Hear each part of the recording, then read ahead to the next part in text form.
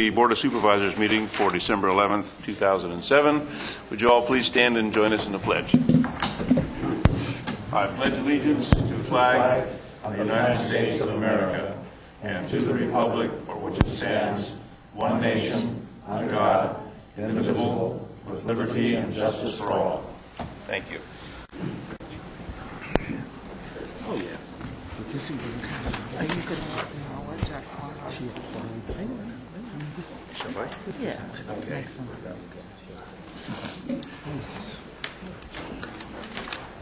Yep. It's embarrassing. I should have asked you all to remain standing just for a minute. We have a celebrity in the room. Our former assessor, Mr. Bill Ratterman, is with us today.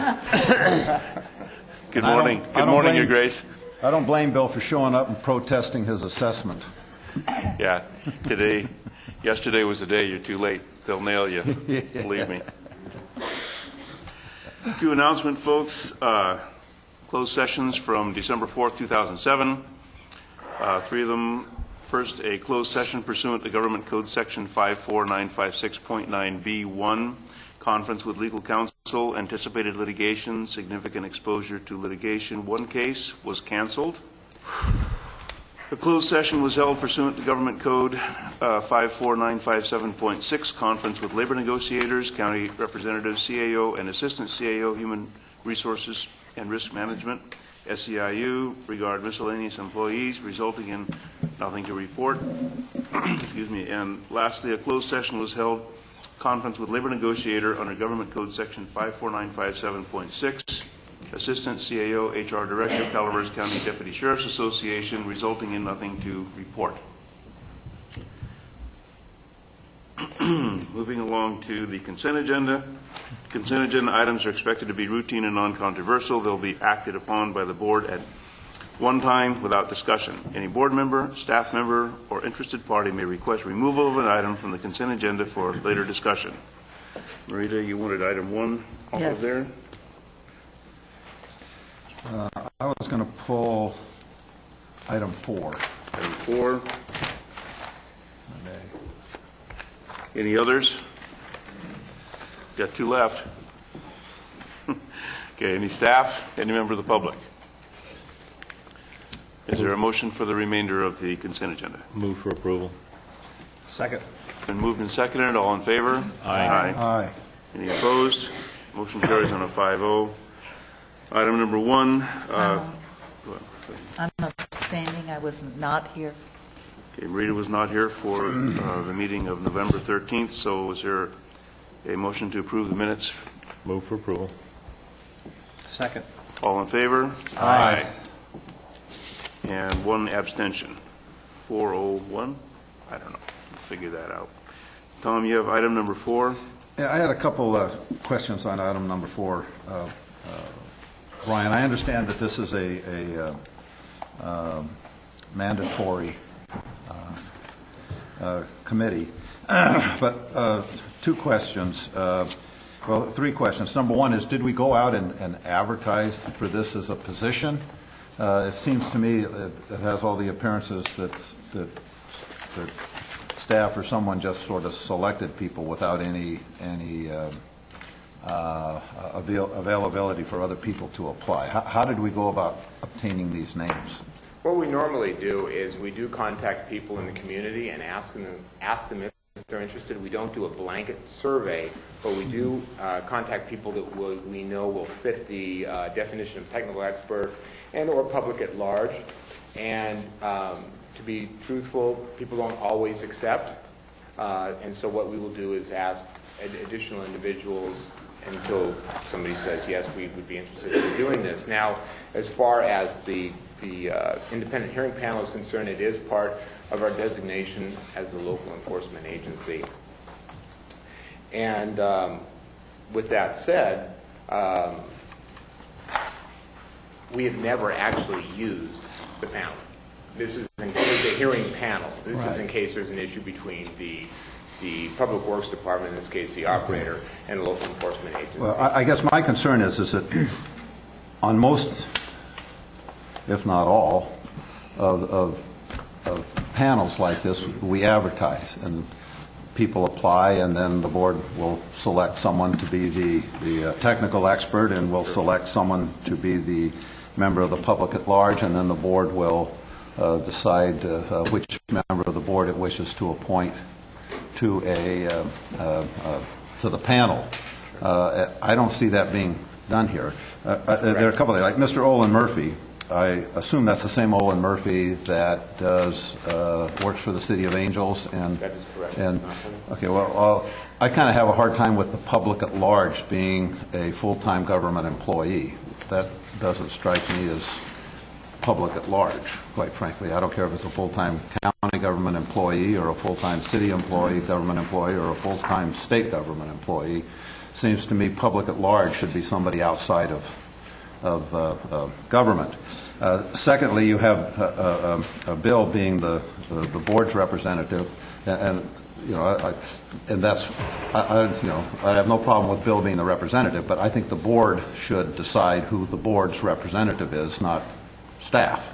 So I think in the future, and usually we do board appointments in January when the board wants to decide who will represent the board on different things. So I'm not real happy to see that staff has decided which board member rather than the board will sit on that. Irregardless of if it were my name, I would say the same thing. I think the board should make that decision. I think the public at large should be somebody that's not a full-time government employee for any level of government, whether it be special district or otherwise. I think public means getting outside of government. So I'm not sure. So with nothing personal about Olin, whom I like, but that doesn't meet my definition of public. Now, David Swarbrick, I don't know, and apparently he has the expertise, but normally in cases like this, we go to the board clerk and we say, look, we want to advertise for this hearing panel, and these are the 3 openings, and we advertise and we get a list of names, and then staff will make a recommendation to the board on maybe a technical expert or a public at large. The board will make its own decision on the board's representative, and the board may endorse or not endorse your recommendations for the technical expert or the public at large member that you're recommending. So I'd like to see it happen like that rather than happening the way this is happening. So we can certainly do that. Would you like us to return with that for this particular hearing panel? Well, that's what I'd like. I mean, if there's no urgency here, and I don't know where the rest of the board is, but you know, and you're saying the hearing panel's never met. Well, it's just a requirement. I would like to see it go out. I'd like to see the technical and the public at large go out, you know, like we do for all of our positions. And I don't know where the rest of the board is, but that's fine. And we have only one more meeting this year, so we're going to be making assignments here in a few weeks anyway. Yeah, so that should be the board's appointment. Maybe should be on the board's list and for board assignment. One of the issues is that this is actually a requirement and is submitted to the Integrated Waste Management Board as part of our enforcement program plan annually, and that's the only thing that will be held up. Okay, so what's the timing on that? Tony, where are we at on that? It's due now. Annually, it's due in November. So just a touch late because we're trying to get the hearing panel together. And we can't submit it? Is there a consequence for not? Well, we can submit without the hearing panel being chosen. Can you just note on there that the hearing panel will be yes, we can. Appointments to the hearing panel. The hearing panel will be staffed, or whatever you want to call it, by the end of January or something. And we certainly can do that. And of course, every 2 years since 1992, we've had this hearing panel appointed by the board or adopted through resolution of the board. Just for purposes of history, we've always chosen had the board chair as a representative of the board, and that's why in this case Bill Claudino was being named, just for information. And also from a public at large, it's been pretty typical for us to choose somebody within inside of the City of Angels because they're the only well, why don't we get a city public member then from inside the City of Angels? Let me ask a question. Brian, we've had this panel for how many years? Since 1992. Has it ever met since 1990? It has not. I think for this go-around, I agree with Supervisor Tryon In principle, I don't agree that we should, Wait. for this go-around, just let it go as is, but be put on notice as all departments who have panels that we really should be following the protocol of the board. I think Tom raises some important points, and in fact, the way the definitions, how a board member gets selected, what is a member of the public, I think needs clarification from a policy perspective. I'd really like to see us at the beginning of the year create some clarity so that we don't stumble into these from time to time.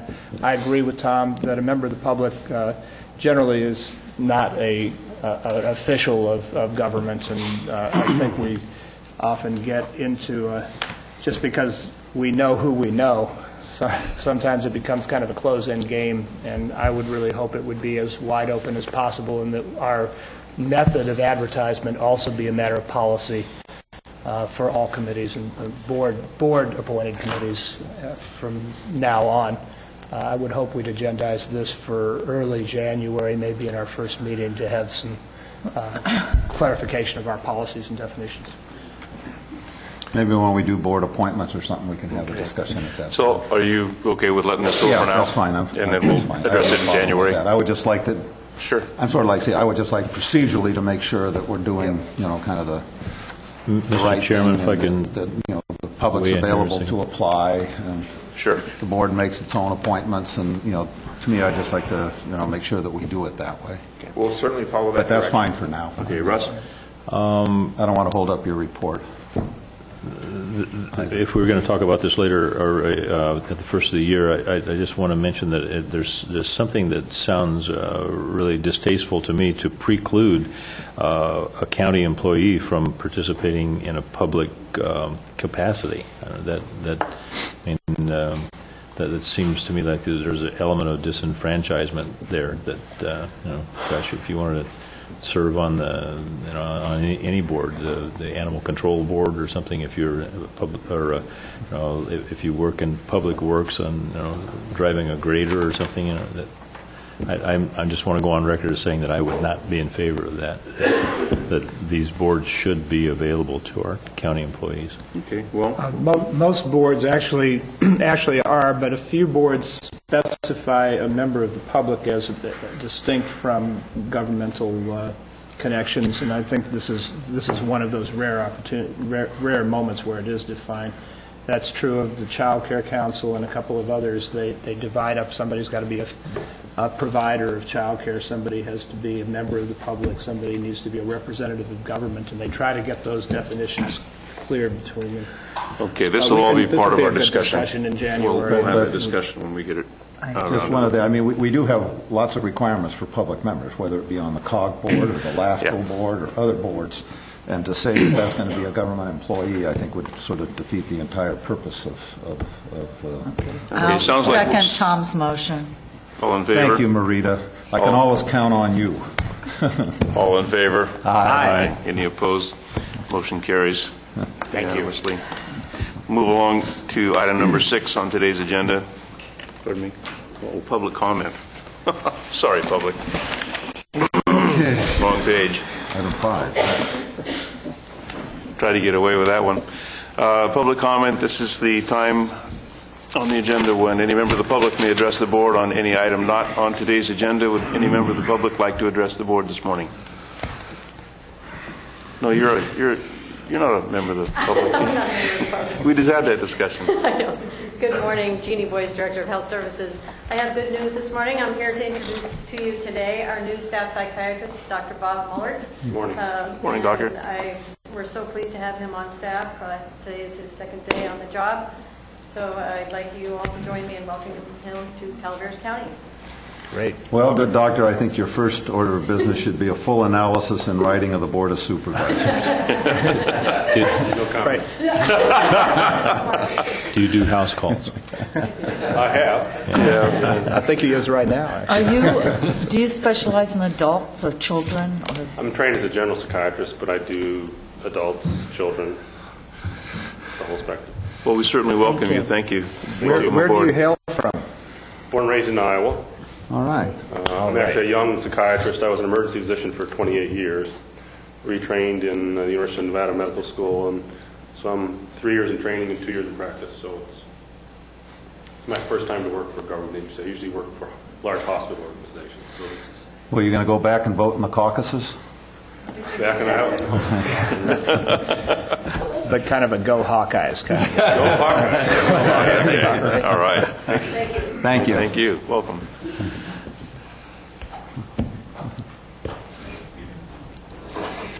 Rita Downs, Director of Behavioral Health. On another subject, we are very happy to have our new psychiatrist, but as you know, we had a death of one of our staff members last week, and I just wanted to thank the county for allowing employees to have the use of employee assistance services.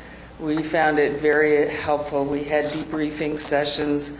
We actually had 3 sessions for covered about 30 persons, and it was very, very helpful to the staff. So I wanted to thank the Board of Supervisors and the county for having that benefit for staff. And I'd like to thank the department for handling this. It was a terrible loss, and McCollum Hill lost one of its brightest lights, as well as this county, and the way the department handled this, I think, was, well, it was appropriate for the nature of the department, Right. but it's a good model for the rest of us to observe and follow. Thank you. And I understand that CalWorks also used the debriefings. They had a number of people who were affected there, so it's a wonderful benefit. Appreciate it. Thank you.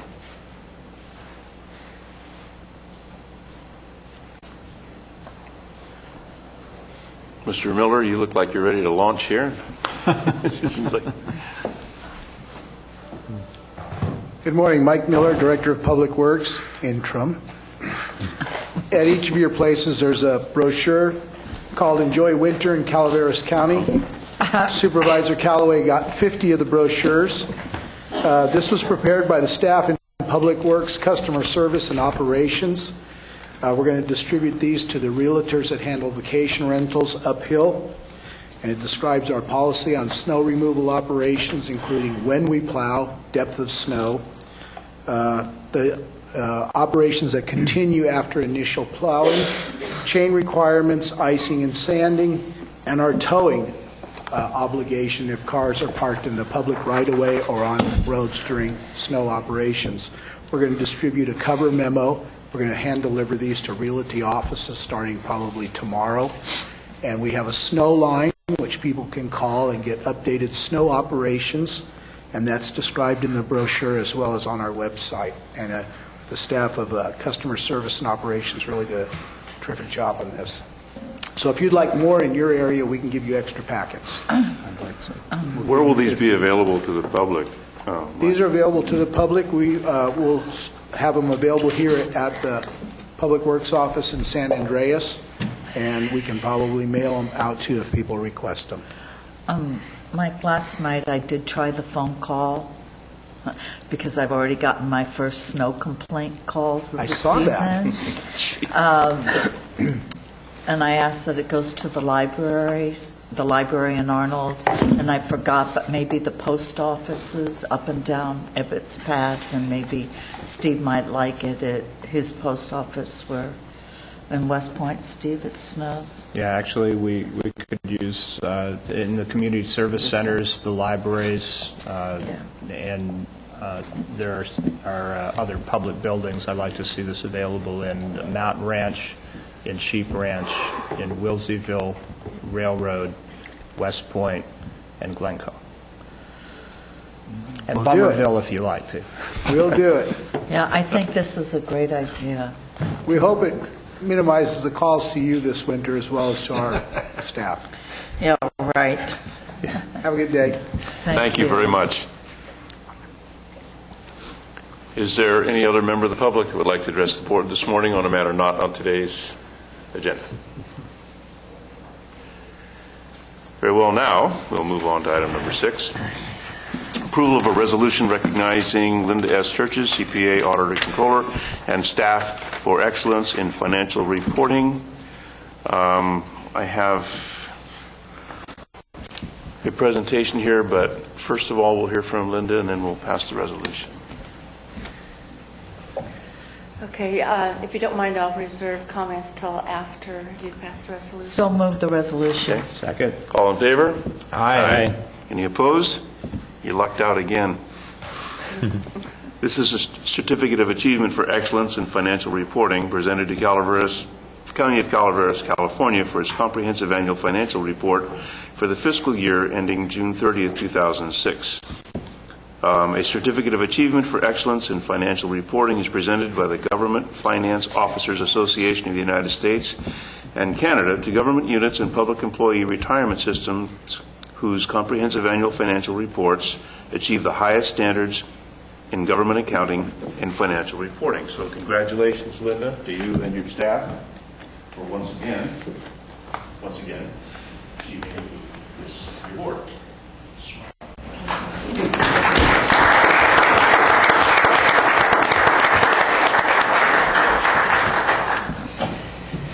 And again, this represents not only my vision, but that of my staff to continuously increase accuracy in public accounting and the trust that the public has in government and its reporting.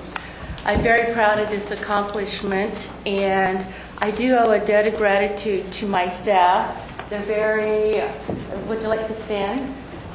I shared this with them.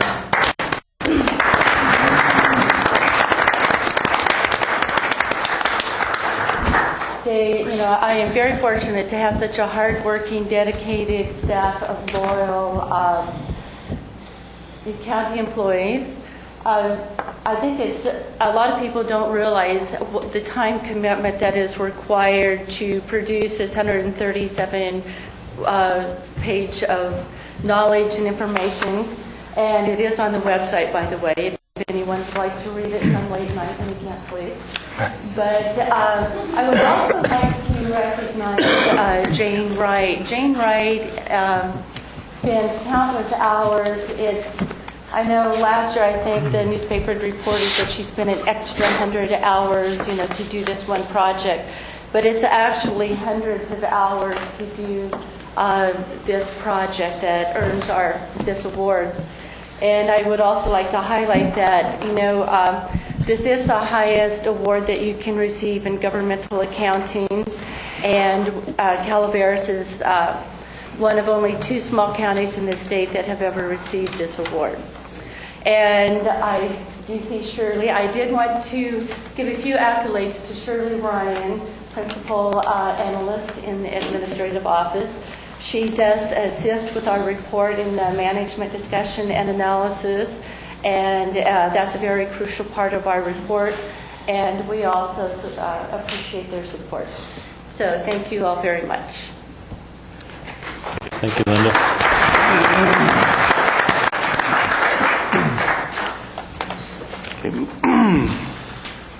Moving along to item number 7 on today's agenda, discussion possible action regarding resolution amending the master fee schedule for Department of Agriculture pertaining to structural pest control business registrations. Morning, Very much, Agricultural Commissioner. Good morning, Chair, members of the board.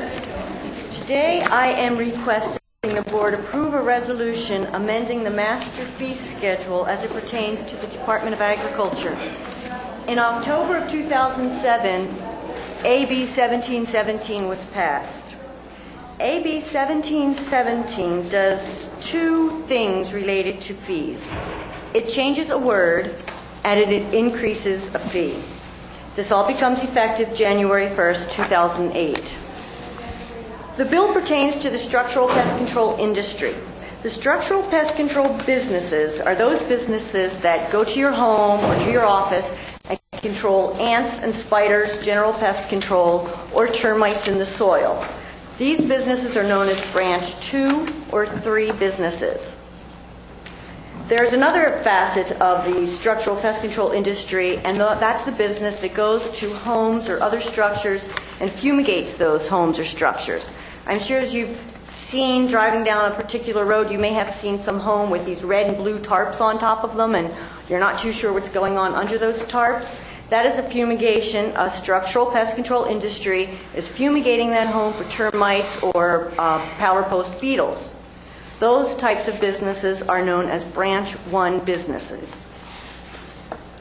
In the past, all of these businesses were required to submit an annual notification to the Ag Commissioner's office.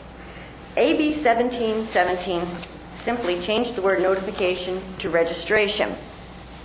The old notification fee was $10. So now that the word has changed from notification to registration, of course, the fee has to be associated and change a little bit. Now these businesses are required to register with the Ag Commissioner's office. The Branch 1 registration fee is now $25. Again, Branch 1 are those folks that tent or tarp the buildings. The registration, the $25, includes the business, the operators, the field reps, the people involved with the business. A Branch 2 or 3 registration is $10. Again, those are the companies that spray around your home, your office. And that registration includes the business and the individuals involved in the business. After these companies come to the Ag Commissioner's office and register, if there's a change in a person that starts working for that business, they need to come in and amend their registration. Yet again, that's a $10 registration fee, a change, an amendment. In my memo, I stated that this change may increase revenue $300. I do not see it being very significant of a change.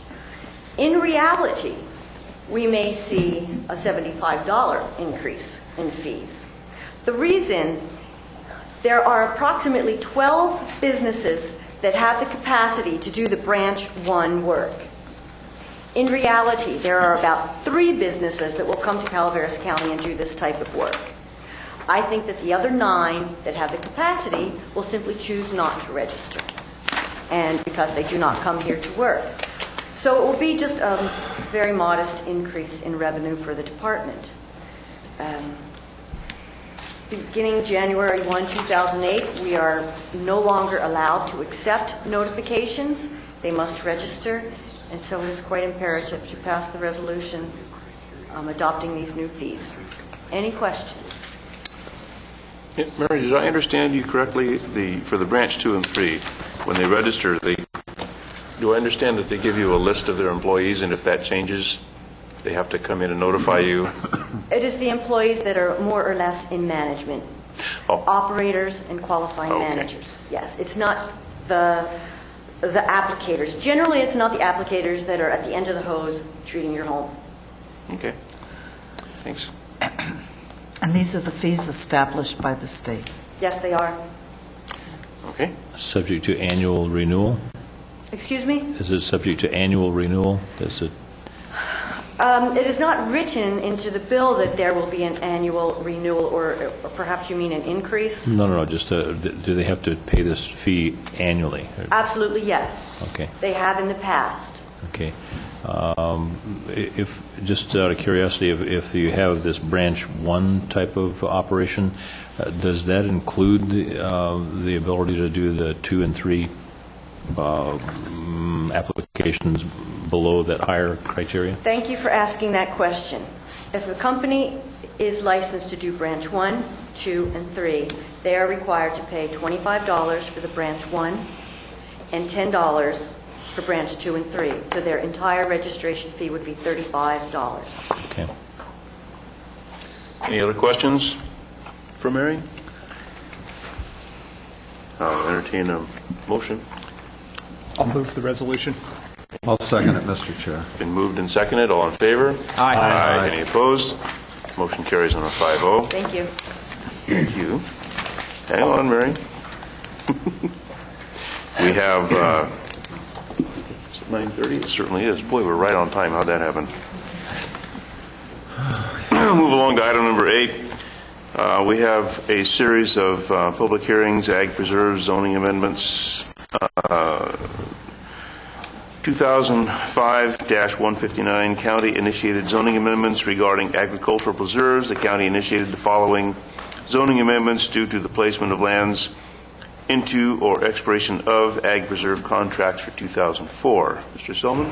Mr. Chairman, Robert Selman, Planning Director. First of all, a little apology and explanation. What you have here is the annual rezoning of lands into or out of agricultural preserve zoning designation when lands are placed into or come out of an agricultural preserve contract. We're supposed to do this every year. Unfortunately, we've been a little behind, so we actually have 3 years worth of these rezonings to do. And this really is, there's very little discretion involved in this.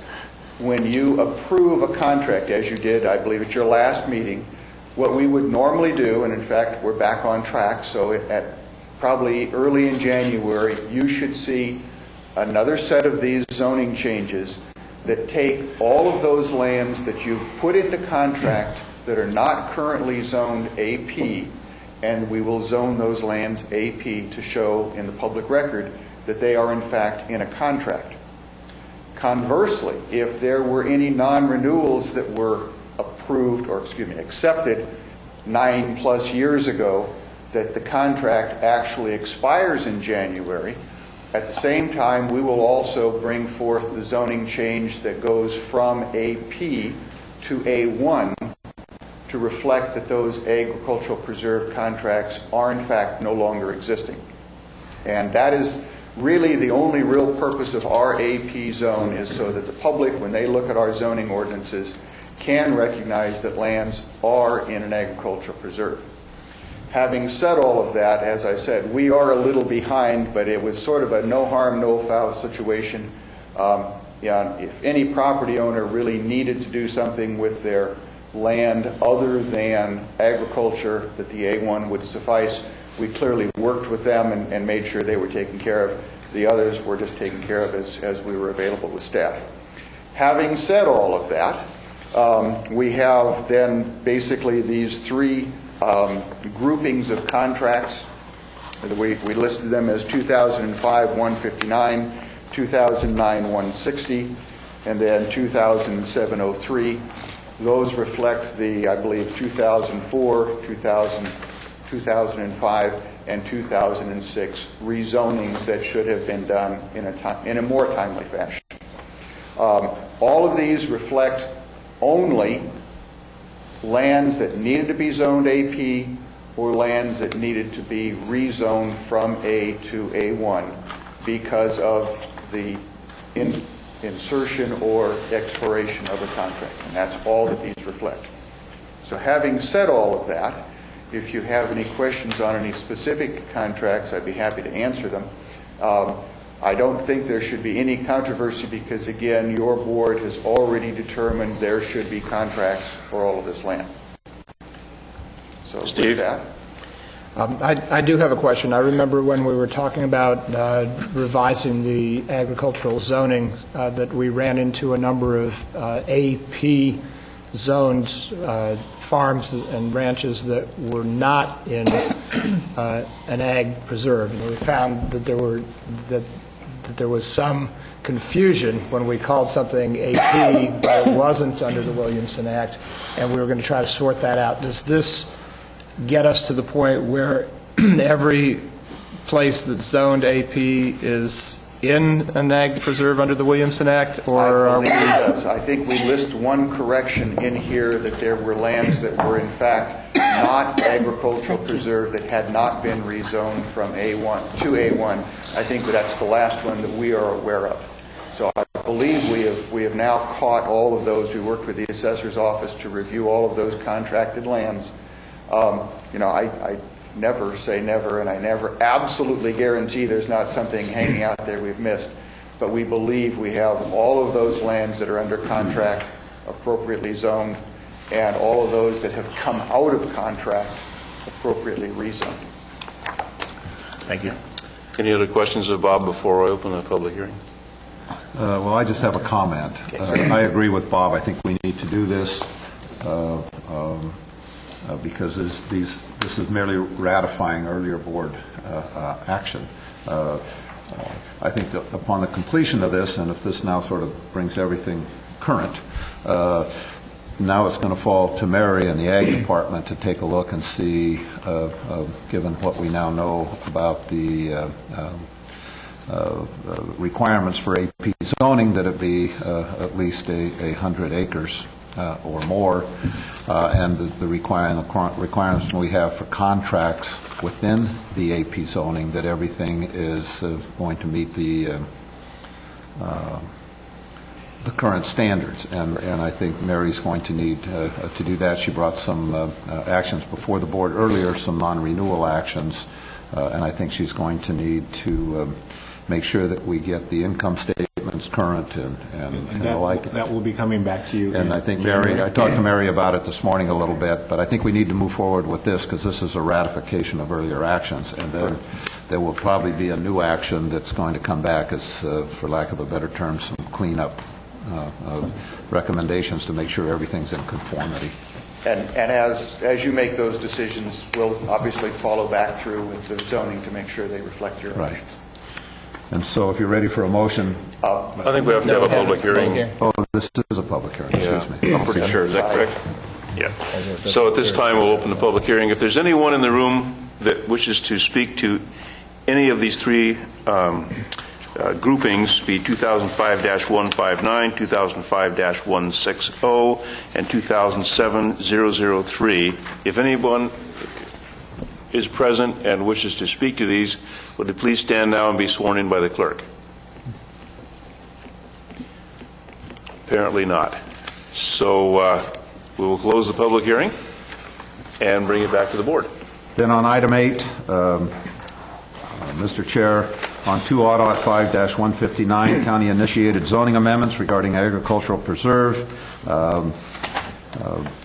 I move that the county approve the county-initiated zoning amendments due to the placement of lands into or expiration of agricultural preserve contracts for 2004, being 8A, David Kasich and Libby Rader Kasich, 8B, William and Nancy Norris, 8C, Ruska, is that the right name? Because I saw a correction someplace somewhere. I believe it's... Okay, Ruska Barbadine et al., and D, Todd Carrick. So I would move that the board approve those actions as recommended by staff. Okay. Is there a second? Second. All in favor? Aye. Any opposed? That motion carries. Moving on to item number 9. This is the 2005-160 grouping. Tom, Is there a do you want to motion? take that? Oh, again? Yeah. did you do the public hearing for this? Yeah, we're going to do all three of them together. I didn't realize you'd done them all. Actually, we can do a motion to the rest, too. Then I'd move item 9, which is 2005-16, county-initiated zoning amendments regarding agricultural preserves. The county initiated the following zoning amendments due to the placement of lands into or expiration of agricultural preserve contracts for 2005. 9A is Roy and Gwen Wiltons. 9B is Wilbur and Fiza Hightower. And 9C is Nathan and Marjorie Flowers. Do you want me to do item 10 at the same time, Mr. Chair? Yes, okay, go right then ahead. item 10 is item 2007-3, county-initiated zoning amendments regarding agricultural preserves. The county initiated the following zoning amendments due to the placement of lands into or expiration of agricultural preserve contracts for the year 2006. 10A is Dennis and Susan Baskin. 10B is Charles Kendall and Randall Galt. And that then completes my motion, Mr. Chair. Okay. Second. It's been moved and seconded. All in favor? Aye. Any opposed? Motion carries on a 5-0.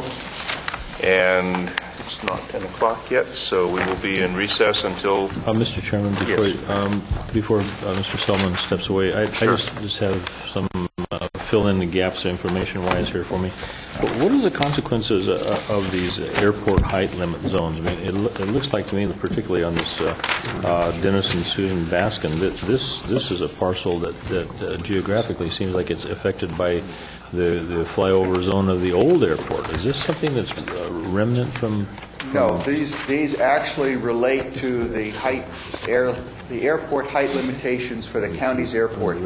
And because of the proximity of the airport to the surrounding lands, there is a technical requirement for this designation, but because almost all of this property is substantially below the elevation of the airport, There is almost nothing that could be done on any of these lands that could ever come into an issue of height limitations, but it is a requirement of the law that be noted on the property.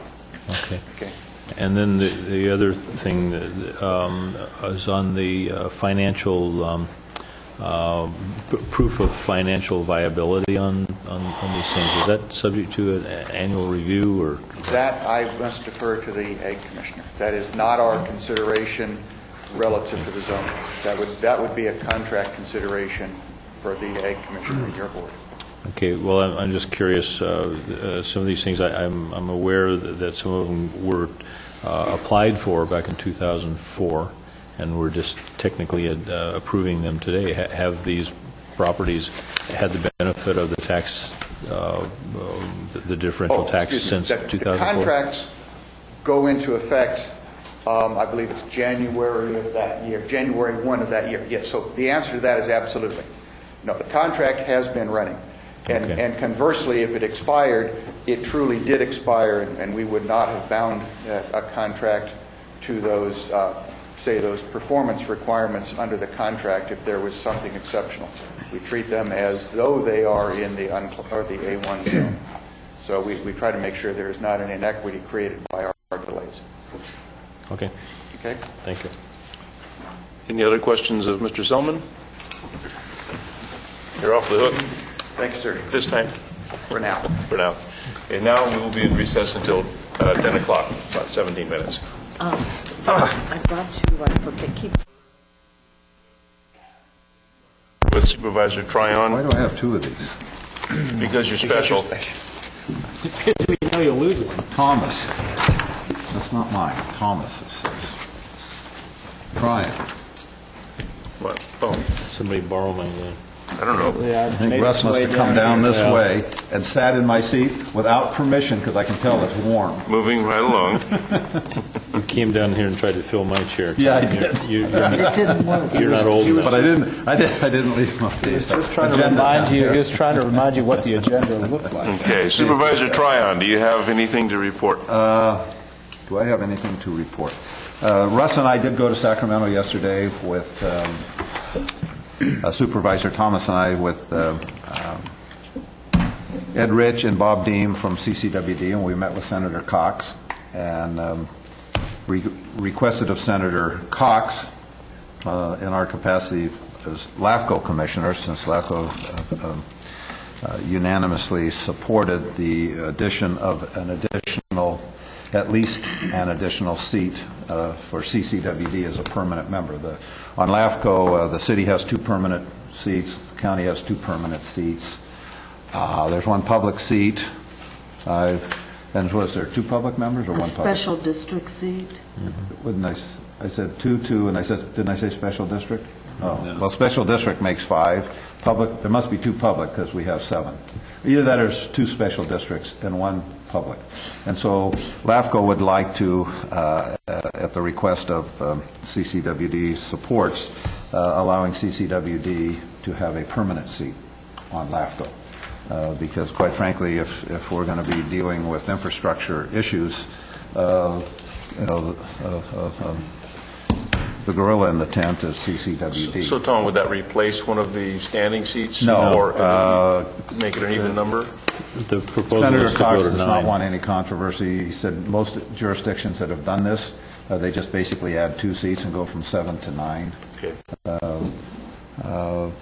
I think LAFCO does, Russ and I were talking about it, but LAFCO, to my knowledge, does have a stipend. I think it's around $40 to $50 a meeting. So 2 additional members would be somewhere around $1,000 or $1,200 more as far as a stipend, assuming LAFCO will meet once a month, which generally LAFCO doesn't. Every now and then it skips a month, but generally it's once a month. Senator Cox indicated he would like a resolution from LAFCO supporting the action. He'd like a resolution from the Board of Supervisors supporting the action, and he would like a resolution from the City Council supporting the action. So I just bring that up. You might think about it a little bit. I think it would be an excellent idea for CCWD to have a permanent seat, since so much of what's going on deals with CCWD. And CCWD does have the greatest financial wherewithal because of the North Fork project. And if we're going to get things done on sewer and water, we need CCWD to be an active participant. So I hope the board would support that. I think LAFCO probably should take the action, in my opinion, first, and we meet next Monday, and then bring it back to the board and city council for action. So I'll touch bases with John Benoit. Yeah, but it sounded like he wants to have it in an omnibus bill, which is basically like a consent agenda, and to be in an omnibus bill, there can be no opposition whatsoever. And I think you need something by the... Omnibus bill? Omnibus? Omnibus. What am I saying? Omnibus. Omnibus. Like a bus. It's like buses. It's on buses. Yeah. Think buses. Omnibus, and the omni is not on the transit bus. Yeah. It actually gets delivered someplace with some meat and potatoes on the ribs. But you might check with John and make sure we get something so we meet the deadline to get it to Senator Cox. And I think we'll be fine. Okay, very good. And tomorrow I'm in Sacramento again on RCRC, so I'll be doing that. And I got a lot of events, but I'm not representing the board necessarily, though I'm more than happy to speak on behalf of the board at those events. Dinners, cocktail hours, those sort of things. Clausen's Corner. I missed the Nugget since it closed. Okay, that completes my comments. Thank you very much. Steve? I have a couple of things. One coming from the Upper McCullough Watershed Authority. In the last couple of years, there have been some major efforts on the part of particularly East Bay Municipal Utility District, but it's gone through the Watershed Authority to develop watershed assessment tools that can be used for land use planning and for, since we've been talking a lot about septics and wells and geology and trying to get this moved off of either economic interests or ideological points of view with no scientific basis. I'm pleased to say that they've just released 3 great tools for us to use in our endeavors. The first is the Warmth Watershed Assessment Tool, which has already got all the inputs for the entire McCullough watershed, which is all 4 tributaries and the lower McCullough as well. This is something that we had a presentation a couple of months ago, I guess. We did a quick study session on it. I would like to see them, now that this has been perfected and completed, it's a tool that's available to this county at no cost. The only cost would be for us to learn it. But all the data has been put in, and it has proven out to be approximately 96% effective in predicting future land use implications on the water quality. So a great tool. It appears to be one of the most accurate ever created. It's cost a lot of money to put it together. It'd be a shame to leave it on the shelf. I will be getting copies of this by, hopefully we'll have a study session in January, and all of you will get complete briefing copies on it, as well as an outline of what the software can provide. And I'm hoping environmental health and the CDA will participate in that and help present it. Secondly, and timely, I think, is the again from the Upper McCullough Watershed Authority, is the Upper McCullough River Watershed Assessment and Planning Project Septic System Management Program. One of the problems that we've had is that a lot of people come from places that have sewer systems, and they buy a place with a septic and don't even really know they've got one. The toilet flushes, everything's working. The toilet flushes. And we found on the Middle Fork, for instance, that some of the older subdivisions there's a lot of bubbly stuff coming into the water, and the warmth assessment tool showed accurately that there's a 96% possibility, or probability, I should say, that the spikes in E. coli in the Middle Fork in September, which went over. We had kids coming out of the water with problems up there. It turns out that there is a 96% probability that was septic or created, and that's what using these tools are showing us. So here is a management program that is proposed and something that we might want to take a look at. And finally, we have from the Calaveras County Water District the Urban Water Management Plan, which is an update to their approach to these same issues. Strikes me that it behooves us as we move into planning to take these very seriously and see if we can adopt or utilize the tools to help us with our planning process. Second thing I wanted to talk about is that we're rapidly coming to a close this year, and every January we review board's committee assignments and things. My hope is that people can talk to Bill and me sometime in the next few weeks about the things you most like, the things you don't like, and see whether we can deploy each of us to our interests and strengths. So any feedback would be most welcome over this next period, and we'll try to... You mean you wanted us to make decisions? No, not decisions, just... I'm not clear what you're saying. What I'm interested in is your thoughts about several things. One is, what kind of process would we like to utilize to make these determinations? Some examples would be, take your top 3 things that you like. Each person lists that, and those are sacrosanct unless there's conflict. How would we resolve the conflict? Would it be by length of service on the board? Would it be by drawing lots? Would it be by majority vote? There's some procedural things I'm interested in exploring, so we have some orderly mechanism for that. Russ had raised, as the new guy on the block last time, he didn't feel he had enough stuff. I am just sure that the rest of us, if he still feels that way, I'd be surprised, but let's just say he still does. Are there things that each of us feel we could share? So things that we might be tired of or want a new challenge. Be interested in people's thoughts informally, but obviously moving to decisions, we should try to have a mechanism for that. I want to know when the board's going to put me on the cog. Don't hold your breath. You're turning blue now. Well, I guess my thought would be it would be nice to have... Well, that's certainly ended the conversation. No, that's actually one of the points, is how do we do this in a way that is fair and equitable and... It's not, Steve. It's not. It's by a majority vote of the board. It's a majority vote of the board. Right. Well, that may be true, but if there are ways to if it was fair and equitable, I'd already be on the cog. He'd be on the I would have never left the cog. So much for fair and equitable. That's right, Tryon. Well, they created it at your suggestions, so you already had your It was say. not created at my suggestion.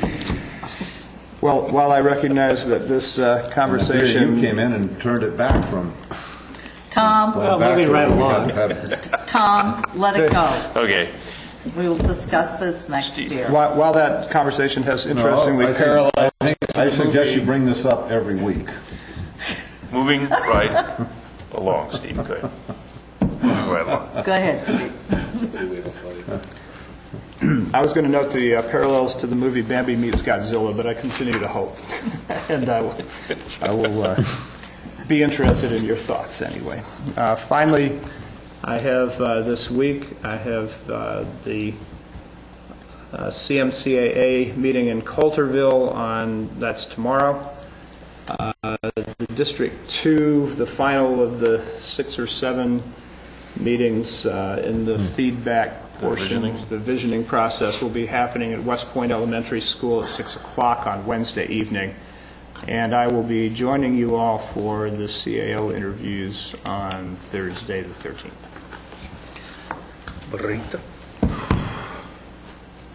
Yesterday, Steve and I met with family support, and we settled our negotiations, but Lon Hamburger, who's the counsel to family support, will not be available to the agency for probably at least 2 to 3 months. And he mentioned, Jim, that you will be assisting the agency. Yeah, I've talked with Lon. We've filled in for him in the past, as you know. Right. I didn't get the impression it was 2 to 3 months. I thought it was a few meetings we might have to cover, but we've worked with them in the past, and we'll do what we need to. I think Steve pipe up, but we think it's going to be at least 2 to 3 months longer than maybe what Lon thinks. It's a little early to tell, but it could be as long as February into March. But that is only 2 or 3 meetings. Is he getting any help from Amador?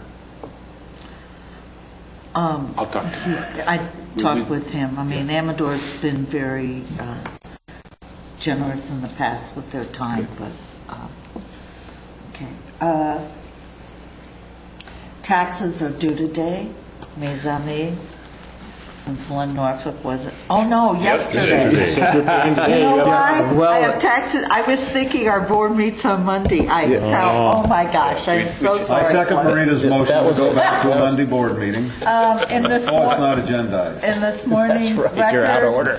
There was an article about the Human Resource Food Bank in Calaveras County, and it gave a breakdown by area where the largest need has been, but whether it's one person or 101, we need to remember that there's people in our community that need help, and our food bank is wonderful. I'm hoping.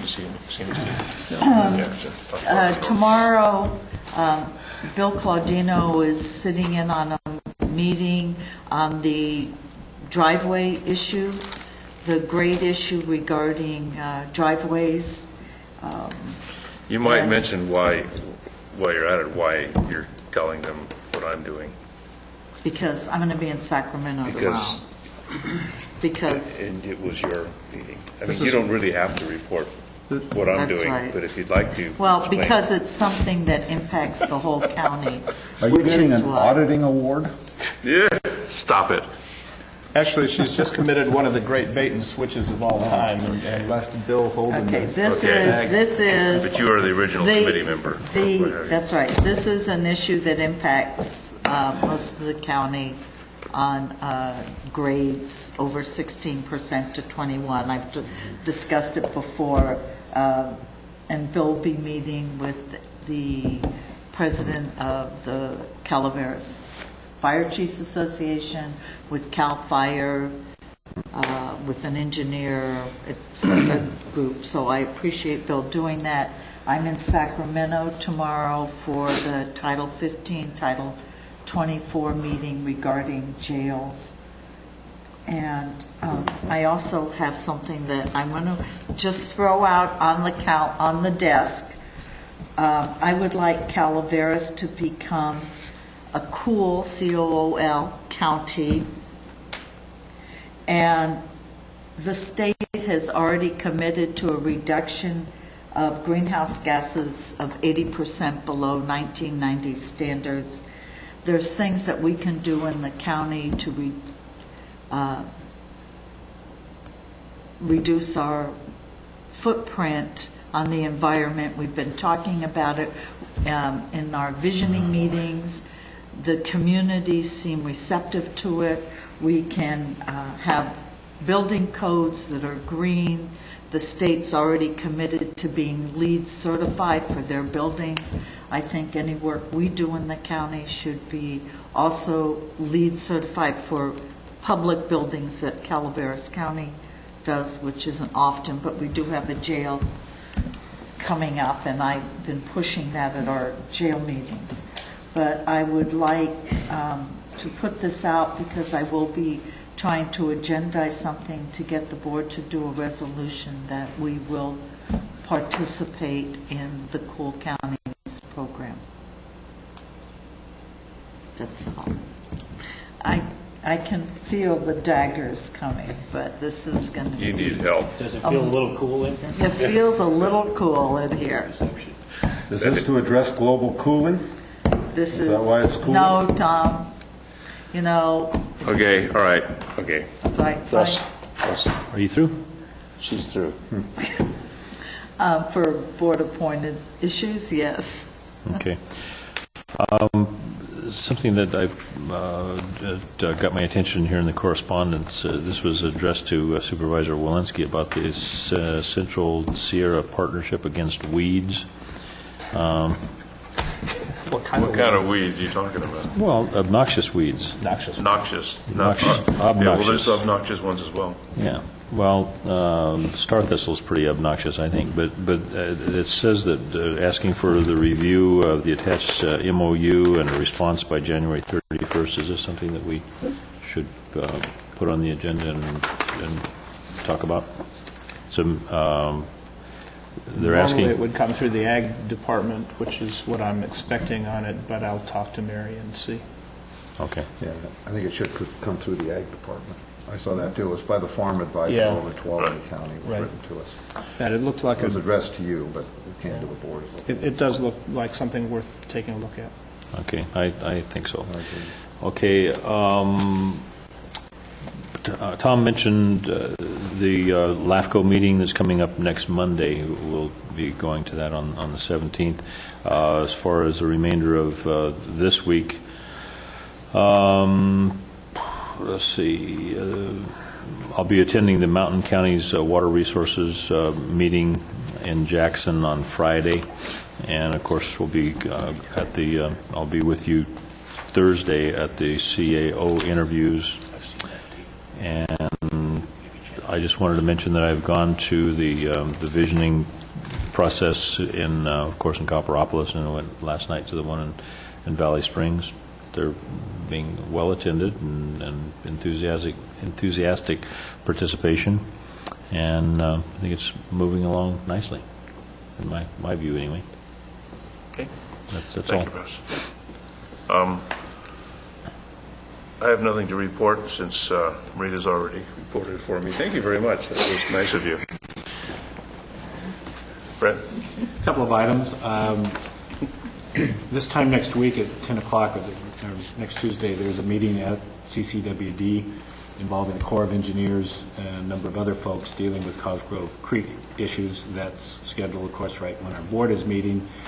Depending on I'll have to look at the agenda when it's all finalized, but I might not be here for part of this meeting, so I will be there. But in any regards, we will be represented by Mike Miller, Public Works Mike Miller, and Christy Moore at this meeting, because it has some importance about Cosgrove Creek and the future funding.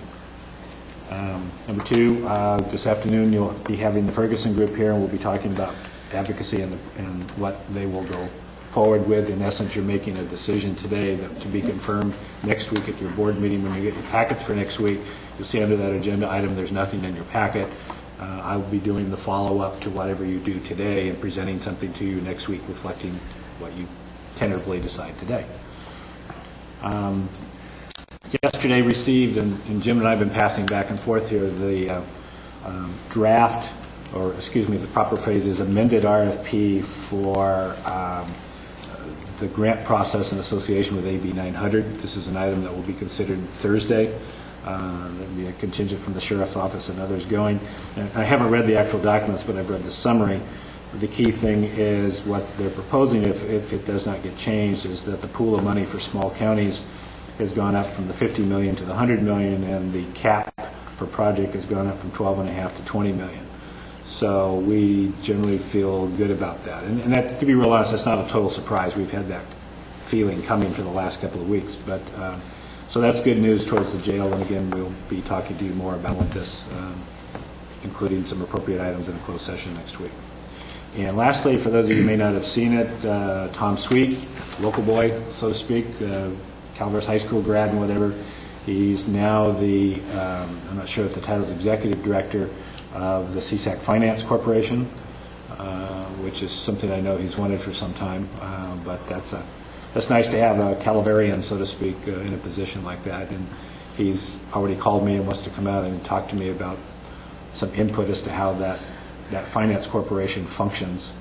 As an old geezer around here, I've been associated with it for years, and we've used it the county has used it as a means for COPs and trans and a number of other things. So it certainly does not hurt Calaveras County having Tom in that position. And lastly, remind you, interviews Thursday. They start at 9. You're to be there at 8:30. I'll pick up Tom so I know he gets there. The 8:30 to 9 will be prep, going over questions, the interviews, what have you. Reminder, it is a closed session, and we'll go from there. Okay, thank you, Brent. Jim? Nothing. Carol? That concludes our business. This meeting is adjourned. We have closed sessions? We do.